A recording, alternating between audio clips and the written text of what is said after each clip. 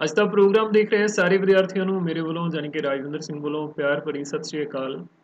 ਅੱਜ ਦੀ ਇਹ class 8ਵੀਂ class ਦੇ ਵਿਦਿਆਰਥੀਆਂ ਦੇ ਲਈ ਹੈ। 8ਵੀਂ ਕਲਾਸ ਦਾ ਗਣਿਤ ਦਾ 15ਵਾਂ ਅਧਿਆਇ ਹੈ। ਸਾਡੇ ਕੋਲ ਗ੍ਰਾਫਾਂ ਬਾਰੇ ਜਾਣਕਾਰੀ ਇੰਟਰੋਡਕਸ਼ਨ ਟੂ ਗ੍ਰਾਫ। ਇਸ ਤੋਂ ਪਹਿਲਾਂ ਇਸੇ ਅਧਿਆਇ ਦੇ ਨਾਲ ਸੰਬੰਧਿਤ ਦੋ ਕਲਾਸਾਂ ਜਿਹੜੀਆਂ ਆਪਾਂ ਪਹਿਲਾਂ ਵੀ ਲਗਾ ਚੁੱਕੇ ਹਾਂ, ਜਿਹਦੇ ਵਿੱਚ ਅਸੀਂ ਜਿਹੜੇ ਬੇਸਿਕ ਗ੍ਰਾਫ ਨੇ ਉਹਨਾਂ ਦੇ ਬਾਰੇ ਚਰਚਾ ਕੀਤੀ ਸੀ, ਜਿਵੇਂ ਕਿ ਬਾਰ ਗ੍ਰਾਫ, ਆਇਤ ਚਿੱਤਰ, ਚੱਕਰ ਗ੍ਰਾਫ, ਪਾਈ ਚਾਰਟ ਜਾਂ ਰੇਖਾ ਗ੍ਰਾਫ। ਠੀਕ ਹੈ, ਤੋ ਅੱਜ ਦੇ ਇਸ ਲੈਸਨ ਦੇ ਵਿੱਚ ਅਸੀਂ ਅਭਿਆਸ 15.1 ਦੇ ਜਿਹੜੇ ਰੇਖਾ ਗ੍ਰਾਫ ਦੇ ਨਾਲ ਸੰਬੰਧਿਤ ਸਵਾਲ ਨੇ ਉਹਨਾਂ ਨੂੰ ਅਸੀਂ ਹੱਲ ਕਰਾਂਗੇ। ਠੀਕ ਹੈ, ਤੋ ਮੈਨੂੰ ਪੂਰੀ ਉਮੀਦ ਹੈ ਕਿ ਤੁਸੀਂ ਗਣਿਤ ਦੀ ਕਿਤਾਬ, ਨੋਟਬੁੱਕ ਤੇ ਪੈਨ ਵਗੈਰਾ ਆਪਣੇ ਕੋਲ ਜ਼ਰੂਰ ਲੈ ਲਏ ਹੋਣਗੇ ਤਾਂ ਕਿ ਹਰ ਦੱਸੀ ਜਾਂਦੀ ਜਾਣਕਾਰੀ ਨੂੰ ਨੋਟ ਵੀ ਕਰ ਸਕੋ। ਤੁਸੀਂ ਲੈਸਨ ਦੇ ਲਈ ਤਿਆਰ ਹੋ, ਸੋ ਆਓ ਸ਼ੁਰੂ ਕਰਦੇ ਹਾਂ ਅੱਜ ਦਾ ਲੈਸਨ ਤੇ ਦੇਖਦੇ ਹਾਂ ਸਭ ਤੋਂ ਪਹਿਲਾ ਸਵਾਲ। ਤੋ ਬੱਚਿਓ, ਪਹਿਲਾ ਸਵਾਲ ਸਕਰੀਨ ਦੇ ਉੱਤੇ ਤੁਸੀਂ ਦੇਖ ਰਹੇ ਹੋ ਅਭਿਆਸ 15.1 ਦਾ। ਹੇਠਾਂ ਲਿਖੇ ਗ੍ਰਾਫ ਕਿਸੇ ਹਸਪਤਾਲ ਵਿੱਚ ਇੱਕ ਰੋਗੀ ਦਾ ਪ੍ਰਤੀ ਘੰਟੇ ਲਿਆ ਗਿਆ ਤਾਪਮਾਨ ਦਰਸਾਉਂਦਾ ਹੈ। ਇਹ ਸਾਡੇ ਕੋਲ ਗ੍ਰਾਫ ਹੈ ਜਿਹੜਾ ਬਣਿਆ ਹੋਇਆ, ਤੁਸੀਂ ਸਾਈਡ ਤੇ ਦੇਖ ਰਹੇ ਹੋ। ਇਹ ਗ੍ਰਾਫ ਜਿਹੜਾ ਹੈਗਾ ਕਿਸੇ ਹਸਪੀਟਲ ਦੇ ਵਿੱਚ ਕਿਸੇ ਮਰੀਜ਼ ਦਾ, ਰੋਗੀ ਦਾ ਜਿਹੜਾ ਤਾਪਮਾਨ ਸਮੇਂ-ਸਮੇਂ ਜਿਹੜਾ ਨੋਟ ਕੀਤਾ ਉਹਨੂੰ ਇਸ ਗ੍ਰਾਫ ਦੇ ਵਿੱਚ ਦਰਸਾਇਆ ਗਿਆ ਹੈ। ਠੀਕ ਹੈ, ਸਭ ਤੋਂ ਪਹਿਲਾਂ ਹੁਣ ਜਿਹੜੇ ਇਸ ਗ੍ਰਾਫ ਨੂੰ ਦੇਖ ਕੇ ਜਿਹੜੇ ਅਸੀਂ ਸਵਾਲਾਂ ਦੇ ਜਵਾਬ ਦੇਣੇ ਨੇ ਉਹ ਸਾਡੇ ਕੋਲ ਹੈ। ਦੁਪਹਿਰ 1 ਵਜੇ ਰੋਗੀ ਦਾ ਤਾਪਮਾਨ ਕੀ ਸੀ? ਰੋਗੀ ਦਾ ਤਾਪਮਾਨ 38.5 ਡਿਗਰੀ ਸੈਲਸੀਅਸ ਕਦੋਂ ਸੀ? ਠੀਕ ਹੈ, ਹੋਰ ਵੀ ਸਵਾਲ ਹੈਗੇ ਨੇ ਜਿਹੜੇ ਅਸੀਂ ਇਸ ਗ੍ਰਾਫ ਨੂੰ ਦੇਖ ਕੇ ਜਿਨ੍ਹਾਂ ਦਾ ਜਵਾਬ ਦੇਣਾ ਹੈ। ਤੋ ਸਭ ਤੋਂ ਪਹਿਲਾਂ ਅਸੀਂ ਇਸ ਗ੍ਰਾਫ ਦੀ ਅਗਰ ਗੱਲ ਕਰੀਏ, ਗ੍ਰਾਫ ਦੇ ਵੱਲ ਅਸੀਂ ਧਿਆਨ ਦਿੰਦੇ ਹਾਂ। ਤੋ ਗ੍ਰਾਫ ਦੇ ਵਿੱਚ ਸਭ ਤੋਂ ਹੇਠਾਂ ਜਿਹੜੀ ਸਾਡੇ ਕੋਲ ਲੇਟਵੀਂ ਰੇਖਾ ਹੈ, ਜਿਹਨੂੰ ਅਸੀਂ ਐਕਸ ਧੁਰਾ ਵੀ ਕਹਿੰਦੇ ਹਾਂ, ਲੇਟਵਾਂ ਧੁਰਾ ਵੀ ਕਹਿੰਦੇ ਹਾਂ, ਇਹਦੇ ਵਿੱਚ ਸਮੇਂ ਨੂੰ ਦਰਸਾਇਆ ਗਿਆ ਹੈ। ਜਿਵੇਂ ਤੁਸੀਂ ਦੇਖ ਸਕਦੇ ਹੋ 9 ਵਜੇ ਸਵੇਰੇ, 10 ਸਵੇਰੇ, 11 ਸਵੇਰੇ, 12 ਦੁਪਹਿਰ, 1 ਦੁਪਹਿਰ, 2 ਵਜੇ ਦੁਪਹਿਰ, 3 ਵਜੇ ਸ਼ਾਮ। ਠੀਕ ਹੈ, ਇਸੇ ਢੰਗ ਦੇ ਨਾਲ ਜਿਹੜਾ ਖੜਮਾ ਧੁਰਾ ਹੈ ਸਾਡੇ ਕੋਲ, ਵਾਈ ਧੁਰਾ ਜਿਹਨੂੰ ਅਸੀਂ ਕਹਿੰਦੇ ਹਾਂ, ਇਹਦੇ ਅਨੁਸਾਰ ਜਿਹੜਾ ਹੈ ਤਾਪਮਾਨ ਜਿਹੜਾ ਉਹ ਦਰਸਾਇਆ ਗਿਆ ਹੈ ਡਿਗਰੀ ਸੈਲਸੀਅਸ ਦੇ ਵਿੱਚ। ਠੀਕ ਹੈ, तो सब तो पहला साढ़े कोल थले 34 डिग्री सैल्सीਅਸ है, फिर 35 डिग्री, 36 डिग्री, 37, 38, 39 तुसीं देख सकते हो। ठीक है, तो समय के मुताबिक जिस समय जिन्ना टैंपरेचर सी उस दे सामने ते इधरों टैंपरेचर के सामने ਜਿਹੜੇ बिंदु ਜਿਹੜੇ ਇੱਥੇ ਲਗਾਏ ਗਏ ਨੇ। ठीक है, ਇਹ ਵੀ ਆਪਾਂ ਦੇਖ ਸਕਦੇ ਹਾਂ। ਸਵੇਰੇ 9 ਵਜੇ ਜਿਹੜਾ ਤਾਪਮਾਨ ਹੈ ਰੋਗੀ ਦਾ ਉਹ ਅਸੀਂ ਦੇਖ ਸਕਦੇ ਹਾਂ, ਸਾਹਮਣੇ ਜਿਹੜਾ ਬਿੰਦੂ ਲਗਾਇਆ ਗਿਆ ਹੈ ਇਹ 35 ਅਤੇ 36 ਦੇ ਬਿਲਕੁਲ ਵਿਚਕਾਰ ਹੈ। ਇਹਦਾ ਮਤਲਬ 35.5 ਡਿਗਰੀ ਸੈਲਸੀਅਸ ਰੋਗੀ ਦਾ ਤਾਪਮਾਨ 9 ਵਜੇ ਜਿਹੜਾ ਉਹ ਰਿਕਾਰਡ ਕੀਤਾ ਗਿਆ ਹੈ। ਉਸ ਤੋਂ ਬਾਅਦ 10 ਵਜੇ ਜਿਹੜਾ ਤਾਪਮਾਨ ਹੈ ਰੋਗੀ ਦਾ ਉਹ ਵੱਧ ਕੇ 36 ਡਿਗਰੀ ਸੈਲਸੀਅਸ ਹੋ ਜਾਂਦਾ ਹੈ। 11 ਵਜੇ ਵੱਧ ਕੇ 39 ਡਿਗਰੀ ਸੈਲਸੀਅਸ ਜਿਹੜਾ ਹੋ ਜਾਂਦਾ ਹੈ। ਇਸ ਤੋਂ ਬਾਅਦ ਫਿਰ ਤਾਪਮਾਨ ਅਸੀਂ ਦੇਖ ਸਕਦੇ ਹਾਂ ਉਹ ਘਟਣਾ ਸ਼ੁਰੂ ਹੋ ਜਾਂਦਾ ਹੈ 2 ਵਜੇ ਤੱਕ। 2 ਵਜੇ ਤੋਂ ਬਾਅਦ ਫਿਰ ਵਧਣਾ ਸ਼ੁਰੂ ਹੋ ਜਾਂਦਾ ਹੈ। ਠੀਕ ਹੈ, ਤੋ ਇਸ ਢੰਗ ਦੇ ਨਾਲ ਜਾਣਕਾਰੀ ਜਿਹੜੀ ਹੈ ਉਹ ਅਸੀਂ ਗ੍ਰਾਫ ਤੋਂ ਪ੍ਰਾਪਤ ਕਰ ਸਕਦੇ ਹਾਂ। ਤੋ ਆਓ ਹੁਣ ਜਿਹੜੇ ਸਵਾਲ ਸਾਨੂੰ ਪੁੱਛੇ ਗਏ ਨੇ ਉਹਨਾਂ ਦਾ ਜਵਾਬ ਅਸੀਂ, ਉਹਨਾਂ ਦੇ ਉੱਤਰ ਜਿਹੜੇ ਨੇ ਉਹ ਇਸ ਗ੍ਰਾਫ ਦੇ ਅਨੁਸਾਰ ਦੇਵਾਂਗੇ। ਠੀਕ ਹੈ, ਤੋ ਸਭ ਤੋਂ ਪਹਿਲਾ ਸਵਾਲ ਸਾਡੇ ਕੋਲ ਹੈ, ਦੁਪਹਿਰ 1 ਵਜੇ ਰੋਗੀ ਦਾ ਤਾਪਮਾਨ ਕੀ ਸੀ? ਦੁਪਹਿਰ 1 ਵਜੇ ਅਸੀਂ ਦੇਖ ਸਕਦੇ ਹਾਂ ਗ੍ਰਾਫ ਦੇ ਵਿੱਚ ਇੱਕ ਦੇ ਸਾਹਮਣੇ ਅਸੀਂ ਉੱਪਰ ਜਦੋਂ ਦੇਖਾਂਗੇ ਤਾਂ ਇਹ ਸਾਨੂੰ ਬਿੰਦੂ ਦਿਖਾਈ ਦਿੰਦਾ ਹੈ। ਇਹਦੇ ਸਾਹਮਣੇ ਖੱਬੇ ਪਾਸੇ ਜਿਹੜਾ ਤਾਪਮਾਨ ਹੈ ਉਹ ਸਾਨੂੰ ਪਤਾ ਚੱਲੇਗਾ। ਤੋ ਇਹ 36 ਅਤੇ 37 ਦੇ ਬਿਲਕੁਲ ਵਿਚਕਾਰ ਹੈ। ਕਹਿਣ ਦਾ ਭਾਵ ਹੈ 36.5 ਡਿਗਰੀ ਸੈਲਸੀਅਸ ਜਿਹੜਾ ਤਾਪਮਾਨ ਹੈ ਉਹ ਰੋਗੀ ਦਾ 1 ਵਜੇ ਹੋਏਗਾ। ਠੀਕ ਹੈ, तो ਅਸੀਂ ਇੱਥੇ ਲਿਖ ਦੇਵਾਂਗੇ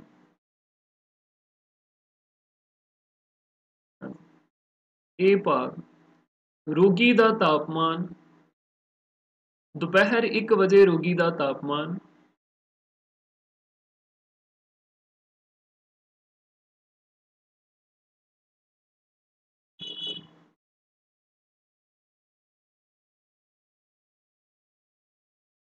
दोपहर 1 ਵਜੇ ਰੋਗੀ ਦਾ ਤਾਪਮਾਨ ਕਿੰਨਾ ਸੀ?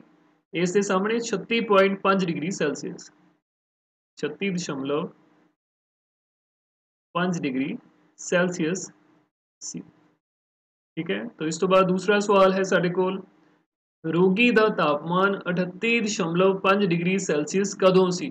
तो ਇਸ ਤਾਪਮਾਨ ਵਾਲੇ ਧੁਰੇ ਦੇ ਉੱਤੇ ਅਸੀਂ ਦੇਖ ਸਕਦੇ ਹਾਂ 38.5 ਡਿਗਰੀ ਜਿਹੜਾ ਹੈ ਉਹ ਸਾਡੇ ਕੋਲ ਇਸ ਬਿੰਦੂ ਤੇ ਆਏਗਾ। ਠੀਕ ਹੈ, 38 ਅਤੇ 39 ਦੇ ਬਿਲਕੁਲ ਵਿਚਕਾਰ। ਤੋ ਇਹਦੇ ਸਾਹਮਣੇ ਜਦੋਂ ਅਸੀਂ ਦੇਖੀਏ ਤੇ ਇਹ ਬਿੰਦੂ ਸਾਡੇ ਕੋਲ ਆਉਂਦਾ ਹੈ। ਇਸ ਦੇ ਹੇਠਾਂ ਜਦੋਂ ਅਸੀਂ ਦੇਖਦੇ ਹਾਂ ਤਾਂ ਸਮਾਂ ਜਿਹੜਾ ਉਹ 12 ਵਜੇ ਦੁਪਹਿਰ ਦਾ ਹੈ। ਇਹਦਾ ਭਾਵ ਹੈ ਕਿ ਗ੍ਰਾਫ ਤੋਂ ਸਾਨੂੰ ਪਤਾ ਚੱਲਦਾ ਹੈ ਦੁਪਹਿਰ ਦੇ 12 ਵਜੇ ਜਿਹੜਾ ਰੋਗੀ ਦਾ ਤਾਪਮਾਨ ਹੈ ਉਹ 38.5 ਡਿਗਰੀ ਸੈਲਸੀਅਸ ਸੀ। ਠੀਕ ਹੈ,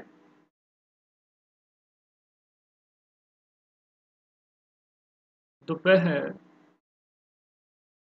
12 बजे रोगी का तापमान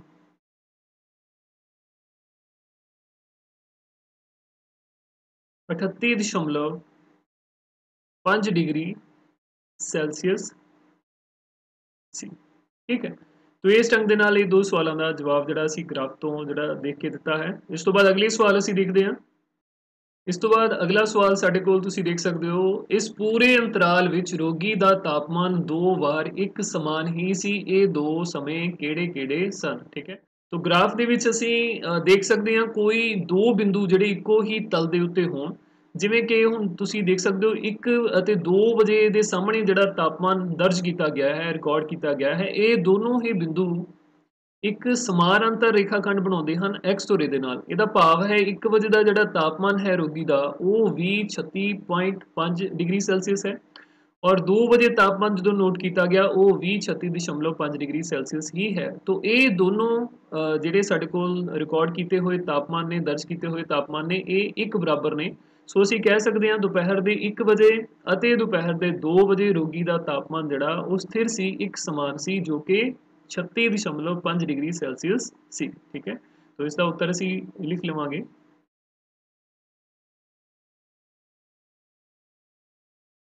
ਰੋਗੀ ਦਾ ਤਾਪਮਾਨ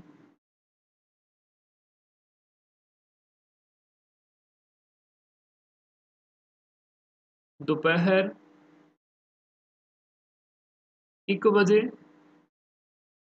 ਅਤੇ 2 ਵਜੇ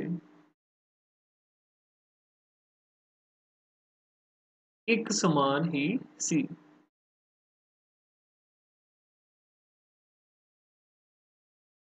ਜੋ ਕਿ 36.5 डिग्री सेल्सियस दर्ज किया गया है।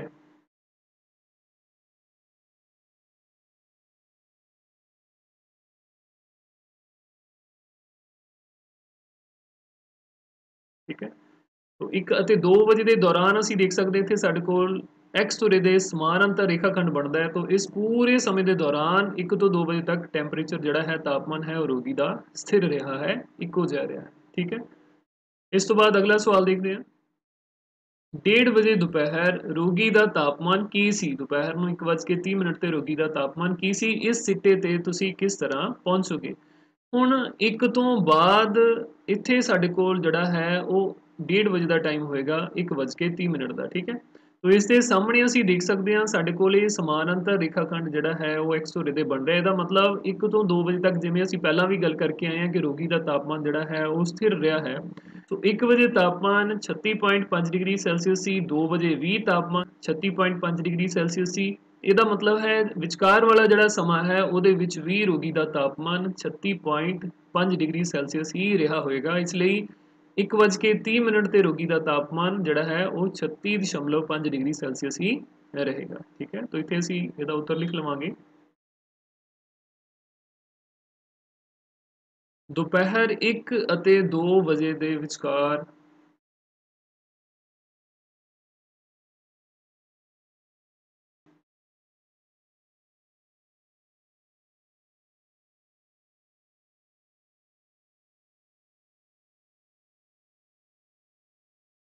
ਗ੍ਰਾਫ x ਧੁਰੇ ਦੇ ਸਮਾਨਾਂਤਰ ਹੈ,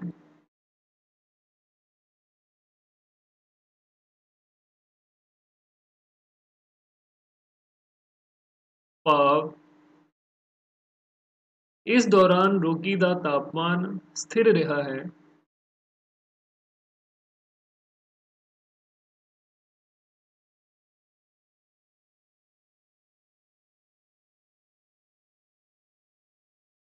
ਰੋਗੀ ਦਾ ਤਾਪਮਾਨ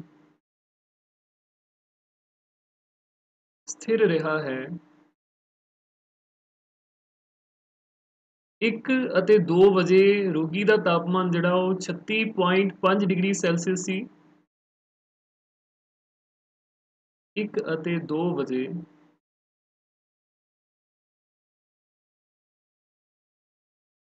ਰੋਗੀ ਦਾ ਤਾਪਮਾਨ 36.5 ਡਿਗਰੀ ਸੈਲਸੀਅਸ ਸੀ। इस ਲਈ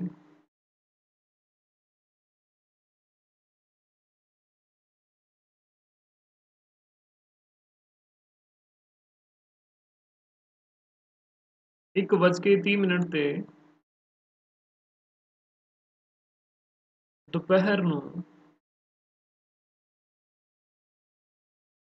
ਰੋਗੀ ਦਾ ਤਾਪਮਾਨ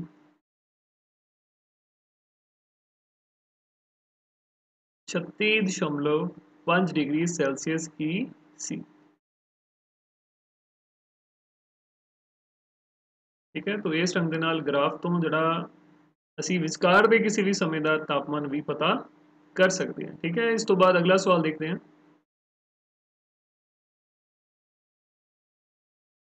ਕਿਹੜੇ ਅੰਤਰਾਲਾਂ ਵਿੱਚ ਰੋਗੀ ਦਾ ਤਾਪਮਾਨ ਵਧਣ ਦੇ ਰੁਝਾਨ ਨੂੰ ਦਰਸਾਉਂਦਾ ਹੈ? ਤਾਂ ਗ੍ਰਾਫ ਦੇ ਵਿੱਚ ਅਸੀਂ ਦੇਖ ਸਕਦੇ ਹਾਂ ਕਿਹੜੇ ਜਿਹੜੇ ਅੰਤਰਾਲ ਨੇ ਜਿਨ੍ਹਾਂ ਦੇ ਵਿੱਚ ਰੋਗੀ ਦਾ ਤਾਪਮਾਨ ਜਿਹੜਾ ਵੱਧ ਰਿਹਾ ਹੈ। ਜਦੋਂ ਵੀ ਗ੍ਰਾਫ ਜਿਹੜਾ ਹੈ ਉਹ ਇਸ ਢੰਗ ਦੇ ਨਾਲ ਉੱਪਰ ਨੂੰ ਜਾ ਰਿਹਾ ਹੈ, ਇਹਦਾ ਮਤਲਬ ਇਸ ਅੰਤਰਾਲ ਦੇ ਦੌਰਾਨ ਰੋਗੀ ਦਾ ਜਿਹੜਾ ਤਾਪਮਾਨ ਹੈ ਉਹ ਵੱਧ ਰਿਹਾ ਹੈ, ਇਨਕਰੀਜ਼ ਕਰ ਰਿਹਾ ਹੈ। तो सवेरे 9 ਤੋਂ 10 ਵਜੇ ਰੋਗੀ ਦਾ ਤਾਪਮਾਨ ਵਧ ਰਿਹਾ ਹੈ, 10 ਤੋਂ 11 ਵਜੇ ਤੱਕ ਵੀ ਰੋਗੀ ਦਾ ਤਾਪਮਾਨ ਜਿਹੜਾ ਹੈ ਉਹ ਵਧ ਰਿਹਾ ਹੈ। ਇਸ ਤੋਂ ਬਾਅਦ ਰੋਗੀ ਦਾ ਤਾਪਮਾਨ ਘਟਣਾ ਸ਼ੁਰੂ ਹੋ ਜਾਂਦਾ ਹੈ ਤੇ 2 ਵਜੇ ਤੋਂ 3 ਵਜੇ ਤੱਕ ਦੇ ਦੌਰਾਨ 2 ਤੋਂ 3 ਦੇ ਦੌਰਾਨ ਫਿਰ ਜਿਹੜਾ ਰੋਗੀ ਦਾ ਤਾਪਮਾਨ ਹੈ ਉਹ ਵੱਧਦਾ ਹੈ। ਤੋਂ 9 ਤੋਂ 10, 10 ਤੋਂ 11 ਅਤੇ 2 ਵਜੇ ਤੋਂ 3 ਵਜੇ ਤੱਕ ਦੇ ਜਿਹੜੇ ਅੰਤਰਾਲ ਹੈਗੇ ਆ ਇਹਦੇ ਵਿੱਚ ਰੋਗੀ ਦਾ ਤਾਪਮਾਨ ਵਧਣ ਦੇ ਰੁਝਾਨ ਨੂੰ ਦਰਸਾਉਂਦਾ ਹੈ। ਠੀਕ ਹੈ,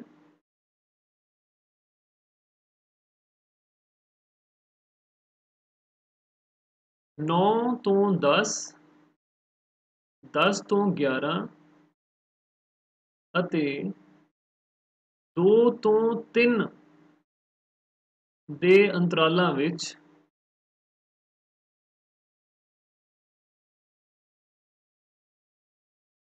ਰੋਗੀ ਦਾ ਤਾਪਮਾਨ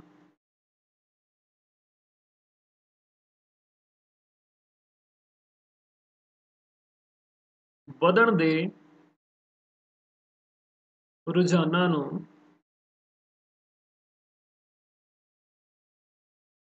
ਜਾਂ ਵਧਣ ਦੇ ਰੁਝਾਨ ਨੂੰ ਦਰਸਾਉਂਦਾ ਹੈ।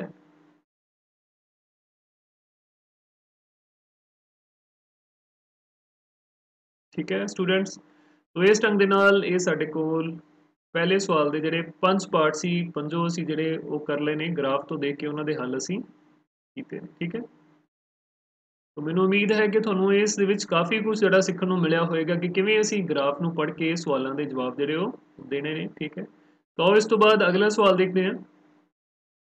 ਸੋ ਅਗਲਾ ਸਵਾਲ ਸਾਡੇ ਕੋਲ ਹੈ, ਇੱਕ ਨਿਰਮਾਣ ਕੰਪਨੀ ਦੇ ਵੱਖ-ਵੱਖ ਸਾਲਾਂ ਵਿੱਚ ਕੀਤੀ ਗਈ ਵਿਕਰੀ ਹੇਠਾਂ ਦਿੱਤੇ ਗ੍ਰਾਫ ਦੁਆਰਾ ਦਰਸਾਈ ਗਈ ਹੈ। ਠੀਕ ਹੈ, ਗ੍ਰਾਫ ਹੈ ਸਾਨੂੰ ਦਿੱਤਾ ਹੋਇਆ, ਇਹਦੇ ਵਿੱਚ ਕੋਈ ਵੀ ਮੈਨੂਫੈਕਚਰਿੰਗ ਕੰਪਨੀ ਹੈ ਜਿਹੜਾ ਕੋਈ ਸਮਾਨ ਜਿਹੜਾ ਬਣਾ ਰਹੀ ਹੈ। ਠੀਕ ਹੈ, ਤੋ ਉਹਦਾ ਸਮਾਨ ਕਿਸ ਢੰਗ ਦੇ ਨਾਲ ਜਿਹੜਾ ਉਹਨੇ ਵੇਚਿਆ, ਕਿੰਨੇ ਦਾ ਵੇਚਿਆ, ਕਿਹੜੇ ਸਾਲ ਦੇ ਵਿੱਚ, ਉਹ ਸਾਨੂੰ ਇਸ ਗ੍ਰਾਫ ਦੇ ਵਿੱਚ ਦਿੱਤਾ ਹੋਇਆ। ਜਿਵੇਂ ਕਿ ਤੁਸੀਂ ਦੇਖ ਸਕਦੇ ਹੋ ਇਸ ਗ੍ਰਾਫ ਦੇ ਵਿੱਚ ਵਿਕਰੀ ਕਰੋੜ ਰੁਪਏ ਵਿੱਚ ਇਹ ਸਾਡੇ ਕੋਲ ਸਾਲ ਦਿੱਤੇ ਹੋਏ ਨੇ। ਹੇਠਾਂ ਵਾਲਾ ਜਿਹੜਾ ਧੁਰਾ ਹੈ, ਲੇਟਵਾਂ ਧੁਰਾ, ਐਕਸ ਧੁਰਾ ਜਿਹਨੂੰ ਅਸੀਂ ਕਹਿੰਦੇ ਹਾਂ, ਉਹਦੇ ਵਿੱਚ ਜਿਹੜੇ ਸਾਲਾਂ ਨੂੰ ਦਰਸਾਇਆ ਗਿਆ ਹੈ 2002, 2003, 2004, 2005, 2006, ਇਸੇ ਢੰਗ ਦੇ ਨਾਲ ਖੜਵੇਂ ਧੁਰੇ ਦੇ ਵਿੱਚ ਜਿਹੜੀ ਵਿਕਰੀ ਹੈ ਉਹ ਦਰਸਾਈ ਗਈ ਹੈ ਕਰੋੜਾਂ ਦੇ ਵਿੱਚ। ਠੀਕ ਹੈ, ਕਰੋੜ ਰੁਪਏ ਦੇ ਵਿੱਚ, ਭਾਵ 2 ਕਰੋੜ ਰੁਪਏ, 4 ਕਰੋੜ, 6, 8, 10 ਤੇ 12 ਕਰੋੜ। ਠੀਕ ਹੈ, ਤੋ ਜਿਵੇਂ ਹੁਣ 2002 ਦੇ ਵਿੱਚ ਜੇ ਅਸੀਂ ਸਾਹਮਣੇ ਦੇਖੀਏ ਜਿਹੜਾ ਬਿੰਦੂ ਲੱਗਿਆ ਹੋਇਆ ਹੈ ਉਹ 4 ਕਰੋੜ ਦੇ ਸਾਹਮਣੇ ਹੈ, 2002 ਵਾਲਾ ਹੈ ਨਾ। ਇਹਦਾ ਮਤਲਬ ਕਿ 2002 ਦੇ ਵਿੱਚ ਜਿਹੜੀ ਵਿਕਰੀ ਹੈ ਸਮਾਨ ਦੀ ਉਹ 4 ਕਰੋੜ ਦੀ ਕੰਪਨੀ ਨੇ ਕੀਤੀ ਹੈ। 2003 ਦੇ ਵਿੱਚ ਜਿਹੜਾ ਹੈ ਉਹ ਅਸੀਂ ਦੇਖ ਸਕਦੇ ਹਾਂ ਜਿਹੜਾ ਬਿੰਦੂ ਹੈ ਉਹ ਸਾਹਮਣੇ ਇੱਥੇ 6 ਤੇ 8 ਦੇ ਵਿਚਕਾਰ ਹੈ, ਭਾਵ ਇੱਥੇ ਸਾਡੇ ਕੋਲ 7 ਕਰੋੜ ਆਏਗਾ। ਸੋ 2003 ਦੇ ਵਿੱਚ ਜਿਹੜੀ ਵਿਕਰੀ ਹੈ ਉਹ 7 ਕਰੋੜ ਹੋਈ ਹੈ। ਇਸੇ ਢੰਗ ਦੇ ਨਾਲ 2004, 2005 ਅਤੇ 2006 ਦੇ ਵਿੱਚ ਅਸੀਂ ਦੇਖ ਸਕਦੇ ਹਾਂ। ਠੀਕ ਹੈ, ਤੋ ਹੁਣ ਅਸੀਂ ਸਵਾਲ ਦੇਖਦੇ ਹਾਂ ਜਿਹੜੇ ਸਾਨੂੰ ਇਹਦੇ ਵਿੱਚ ਪੁੱਛੇ ਗਏ ਨੇ। ਪਹਿਲਾ ਜਿਹੜਾ ਭਾਗ ਹੈ ਇਹਦਾ, ਇਹ ਭਾਗ ਦੇ ਵੀ ਅੱਗੇ ਦੋ ਪਾਰਟ ਨੇ। ਸਾਲ 2002 ਵਿੱਚ, ਸਾਲ 2006 ਵਿੱਚ ਕਿੰਨੀ ਵਿਕਰੀ ਸੀ। ਠੀਕ ਹੈ, ਤਾਂ ਇਹਦੇ ਚ ਆਪਾਂ ਦੋਨੋਂ ਹੀ ਸਾਲਾਂ ਚ 2002 ਦੇ ਵਿੱਚ ਕਿੰਨੀ ਵਿਕਰੀ ਸੀ ਤੇ 2006 ਦੇ ਵਿੱਚ ਕਿੰਨੀ ਵਿਕਰੀ ਸੀ ਉਹ ਆਪਾਂ ਦੋਨੋਂ ਜਿਹੜੀਆਂ ਇੱਥੇ ਲਿਖ ਦਿਆਂਗੇ। ਠੀਕ ਹੈ, ਇਹਦਾ ਪਹਿਲਾ ਪਾਰਟ ਸਾਲ 2002 ਵਿੱਚ ਵਿਕਰੀ हाँ जी, ग्राफ तो ਅਸੀਂ ਦੇਖ ਸਕਦੇ ਹਾਂ 2002 ਦੇ ਵਿੱਚ ਇਹ ਬਿੰਦੂ ਦੇ ਸਾਹਮਣੇ ਤੇ 4 ਜਿਹੜੀ ਸੰਖਿਆ ਹੈ ਇਹਦਾ ਮਤਲਬ 4 ਕਰੋੜ ਦੀ ਜਿਹੜੀ ਵਿਕਰੀ ਹੈ ਉਹ 2002 ਦੇ ਵਿੱਚ ਹੋਈ ਹੈ। ਠੀਕ ਹੈ, ਵਿਕਰੀ 4 ਕਰੋੜ ਸੀ।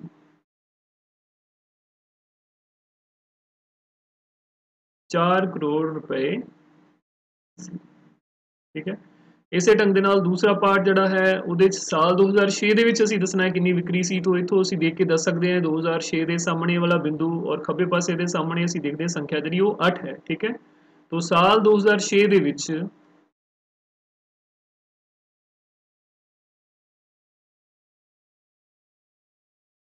ਵਿਕਰੀ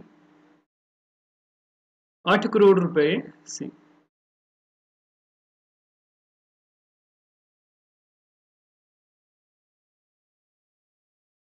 ਠੀਕ ਹੈ ਜੀ, ਤੋ ਇਹ ਦਾ ਉੱਤਰ ਹੋ ਗਿਆ ਸਾਡੇ ਕੋਲ, ਦੋਨੋਂ ਪਾਰਟ ਹੋ ਗਏ। ਇਸ ਤੋਂ ਬਾਅਦ ਜਿਹੜਾ 20 ਸਵਾਲ ਹੈ ਉਹਦੇ 'ਚ ਹੈ ਕਿ ਸਾਲ 2003 ਵਿੱਚ ਸਾਲ 2005 ਵਿੱਚ ਕਿੰਨੀ ਵਿਕਰੀ ਸੀ। 2003 ਦੇ ਵਿੱਚ ਅਸੀਂ ਦੇਖ ਸਕਦੇ ਹਾਂ ਇੱਥੇ ਸਾਹਮਣੇ ਜਿਹੜੀ ਵਿਕਰੀ ਹੈ ਉਹ 7 ਕਰੋੜ ਹੈ, ਔਰ 2005 ਦੇ ਵਿੱਚ ਜੇਕਰ ਅਸੀਂ ਦੇਖੀਏ ਤਾਂ ਇਹਦੇ ਸਾਹਮਣੇ ਇੱਥੇ ਬਿੰਦੂ ਜਿਹੜਾ ਹੈ ਸਾਡੇ ਕੋਲ ਸੰਖਿਆ 10 ਆਉਂਦੀ ਹੈ। ਸੋ ਭਾਵ 2005 ਦੇ ਵਿੱਚ ਵਿਕਰੀ ਜਿਹੜੀ ਸੀ ਕੰਪਨੀ ਦੀ ਉਹ 10 ਕਰੋੜ ਰੁਪਏ ਸੀ। ਠੀਕ ਹੈ, तो बी पार्ट साल 2003 ਅਤੇ 2005 ਵਿੱਚ। ਸਾਲ 2003 ਵਿੱਚ ਵਿਕਰੀ 7 ਕਰੋੜ ਰੁਪਏ ਸੀ।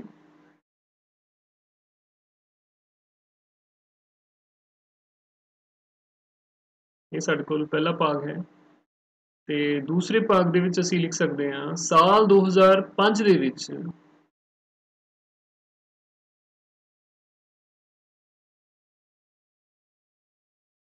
ਵਿਕਰੀ 2005 ਦੇ ਵਿੱਚ 10 ਕਰੋੜ ਰੁਪਏ ਸੀ।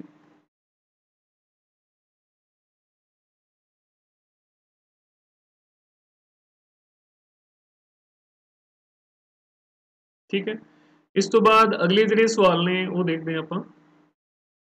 ਹਾਂਜੀ, ਸਾਲ 2002 ਅਤੇ ਸਾਲ 2006 ਵਿੱਚ ਵਿਕਰੀ ਵਿੱਚ ਕਿੰਨਾ ਅੰਤਰ ਸੀ। ਠੀਕ ਹੈ, 2002 ਦੇ ਵਿੱਚ ਵਿਕਰੀ 4 ਕਰੋੜ ਰੁਪਏ ਸੀ ਤੇ 2006 ਦੇ ਵਿੱਚ ਜਿਹੜੀ ਵਿਕਰੀ ਹੈ ਉਹ 8 ਕਰੋੜ ਸੀ। ਅਸੀਂ ਇਹਨਾਂ ਦੋਨਾਂ ਦੇ ਵਿੱਚ ਅੰਤਰ ਹੈ ਜਿਹੜਾ ਉਹ ਦੱਸਣਾ ਹੈ। ਠੀਕ ਹੈ, तो सी ਭਾਗ ਦੇ ਵਿੱਚ ਇੱਥੇ ਆਪਾਂ ਲਿਖਾਂਗੇ ਲੋੜੀਂਦਾ ਅੰਤਰ ਬਰਾਬਰ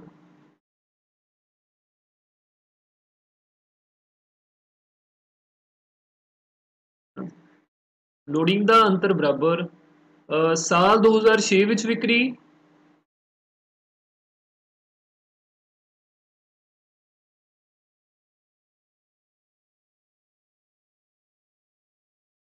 माइनस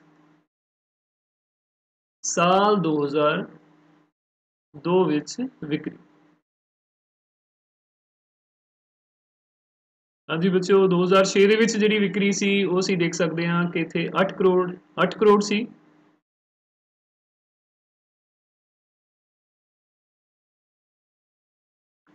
और 2002 ਦੀ ਜਿਹੜੀ ਵਿਕਰੀ ਹੈ ਉਹ 4 ਕਰੋੜ ਸੀ ਰੁਪਏ। ਠੀਕ ਹੈ, तो दोनों ਸਾਲਾਂ ਦੇ ਵਿੱਚ ਜਿਹੜਾ ਵਿਕਰੀ ਦਾ ਅੰਤਰ ਹੈ ਉਹ ਸਾਡੇ ਕੋਲ ਕਿੰਨਾ ਆ ਗਿਆ 4 ਕਰੋੜ ਰੁਪਏ।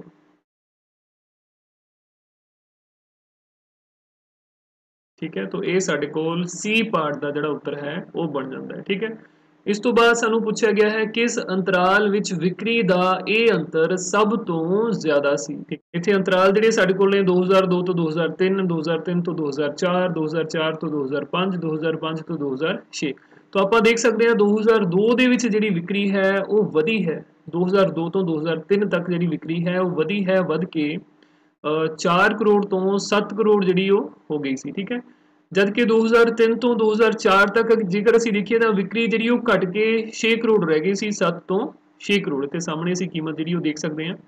ਇਸ ਤੋਂ ਬਾਅਦ 2004 ਤੋਂ ਬਾਅਦ 2005 ਤੱਕ ਜਿਹੜੀ ਵਿਕਰੀ ਹੈ ਉਹ ਕਾਫੀ ਵਧੀ ਹੈ, 6 ਕਰੋੜ ਤੋਂ ਵਿਕਰੀ ਜਿਹੜੀ ਹੈ ਉਹ 10 ਕਰੋੜ ਤੱਕ ਹੋ ਗਈ ਹੈ। ਇਸ ਤੋਂ ਬਾਅਦ 10 ਕਰੋੜ ਤੋਂ ਜਿਹੜੀ ਵਿਕਰੀ ਹੈ ਉਹ ਘਟ ਕੇ ਅੱਗੇ 8 ਕਰੋੜ ਜਿਹੜੀ ਰਹਿ ਗਈ ਹੈ 2006 ਦੇ ਵਿੱਚ। ਠੀਕ ਹੈ, तो ਅਸੀਂ ਇਹ ਦੇਖਣਾ ਹੈ ਕਿ ਕਿਹੜੇ ਅੰਤਰਾਲ ਦੇ ਵਿੱਚ ਜਿਹੜੀ ਵਿਕਰੀ ਦੇ ਵਿੱਚ ਚਾਹੇ ਵਿਕਰੀ ਵਧੀ ਹੈ ਚਾਹੇ ਘਟੀ ਹੈ, ਉਹਨਾਂ ਦਾ ਜਿਹੜਾ ਅੰਤਰ ਹੈ ਉਹ ਕਿਹੜੇ ਅੰਤਰਾਲ ਦੇ ਵਿੱਚ ਸਭ ਤੋਂ ਜ਼ਿਆਦਾ ਹੈ। ਠੀਕ ਹੈ, ਸੋ ਇਹਦੇ ਵਿੱਚ ਅਸੀਂ ਸਭ ਤੋਂ ਪਹਿਲਾਂ ਜਿਹੜਾ ਸਾਲ 2002 ਅਤੇ 2003 ਦੀ ਜਿਹੜੀ ਵਿਕਰੀ ਦਾ ਅੰਤਰ ਲਿਖਾਂਗੇ, ਫਿਰ ਇਸੇ ਢੰਗ ਦੇ ਨਾਲ ਅਗਲੇ ਜਿਹੜੇ ਸਾਲ ਨੇ ਅਗਲੇ ਜਿਹੜੇ ਅੰਤਰਾਲ ਨੇ ਉਹਨਾਂ ਦੇ ਵਿੱਚ ਦੋਨੋਂ ਸਾਲਾਂ ਦੀ ਵਿਕਰੀ ਦਾ ਅੰਤਰ ਜਿਹੜਾ ਲਿਖਾਂਗੇ। ਫਿਰ ਉਸ ਤੋਂ ਬਾਅਦ ਦੇਖਾਂਗੇ ਸਭ ਤੋਂ ਜ਼ਿਆਦਾ ਅੰਤਰ ਜਿਹੜਾ ਸੀ ਉਹ ਕਿਸ ਅੰਤਰਾਲ ਦੇ ਵਿੱਚ ਰਿਹਾ ਹੈ। ਠੀਕ ਹੈ, ਦੀਪਾ ਸਾਲ 2002 ਅਤੇ 2003 ਦੀ ਵਿਕਰੀ ਵਿਚਲਾ ਅੰਤਰ ਸਾਲ 2002 ਅਤੇ 2003 ਦੀ ਵਿਕਰੀ ਵਿਚਲਾ ਅੰਤਰ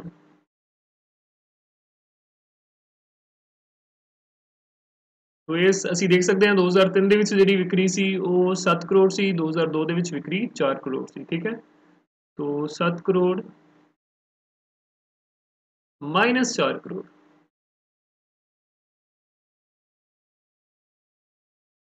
ਤੋ ਇਹ ਅੰਤਰ ਜਿਹੜਾ ਹੈ ਇਹ ਸਾਡੇ ਕੋਲ ਬਚਦਾ ਹੈ 3 ਕਰੋੜ ਰੁਪਏ।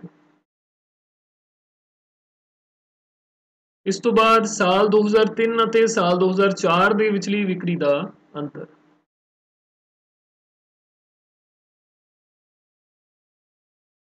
ਸਾਲ 2003 ਅਤੇ 2004 ਦੀ ਵਿਕਰੀ ਵਿਚਲਾ ਅੰਤਰ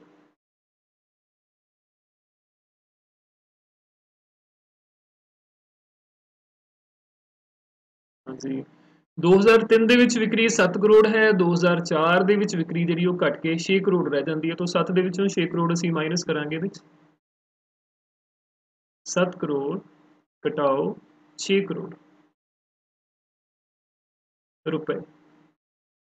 ਠੀਕ ਹੈ, तो ये साडे कोल जिहड़ा डिफरेंस है इन्हां दा वो 1 करोड़ रुपए आ जांदा है। इस तो बाद साल 2004 ਦੇ ਵਿੱਚ ਵਿਕਰੀ ਹੈ 6 ਕਰੋੜ ਤੇ ਸਾਲ 2005 ਦੇ ਵਿੱਚ ਵਿਕਰੀ ਹੈ 10 ਕਰੋੜ।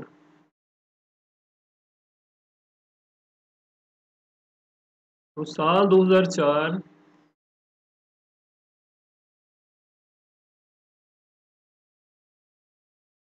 ਅਤੇ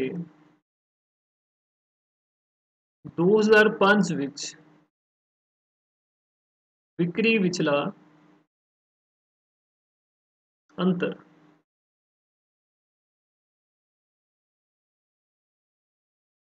ਹਾਂਜੀ 2005 ਦੇ ਵਿੱਚ 10 ਕਰੋੜ ਤੇ 2004 ਦੇ ਵਿੱਚ 2005 ਦੇ ਵਿੱਚ 10 ਕਰੋੜ ਦੀ ਵਿਕਰੀ ਹੋਈ ਹੈ और 2004 ਦੇ ਵਿੱਚ 6 ਕਰੋੜ ਦੀ ਵਿਕਰੀ ਹੋਈ है। ठीक है, तो 10 करोड़ माइनस 6 करोड़ आ जाएगा।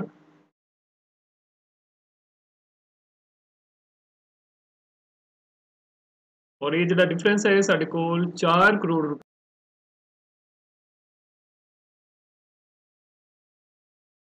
ठीक है, और इस तो बाद अखीर दे विच 2005 ਅਤੇ 2006 ਦੀ ਵਿਕਰੀ ਵਿਚਲਾ ਅੰਤਰ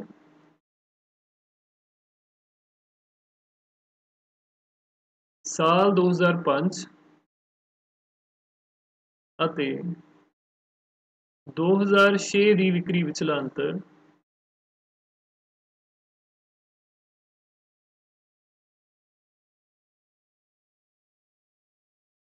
ਹਾਂਜੀ ਇਹ ਕਿੰਨਾ ਹੋਏਗਾ ਆਪਾਂ ਦੇਖ ਲੈਂਦੇ ਹਾਂ ਹੁਣੇ।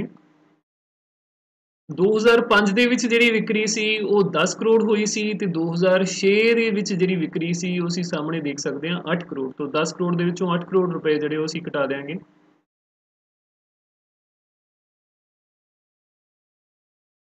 दस करोड़ रुपए माइनस 8 करोड़।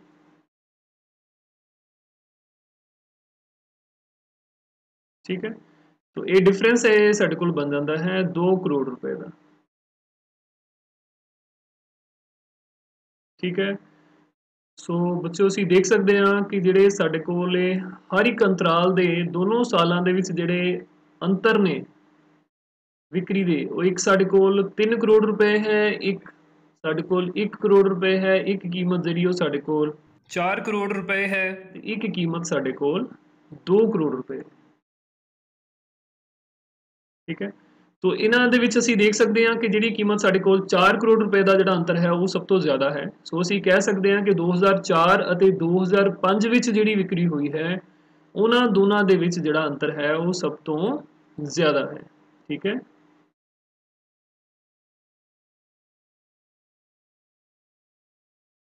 ਸੋ ਅੰਤਰਾਲ 2004 ਅਤੇ 2005 ਵਿੱਚ ਵਿਕਰੀ ਦਾ ਅੰਤਰ ਸਭ ਤੋਂ ਜ਼ਿਆਦਾ ਹੈ। ਸੋ अंतराल 2004 2005 ਵਿੱਚ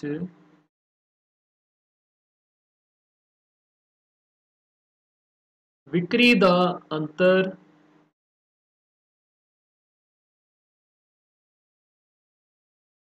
सब तो ज़्यादा है।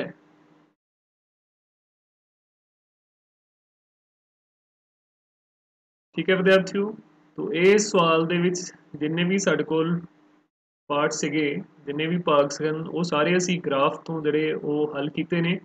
तो मैनूं उम्मीद है कि बहुत ध्यान दे नाल तुसीं देखे होणगे, समझे भी होणगे ते बहुत कुछ तुहानूं सीखण नूं भी मिलिया होएगा।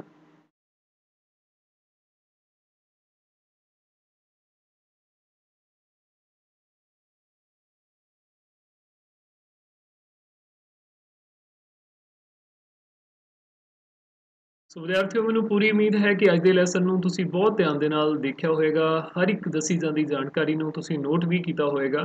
ठीक है।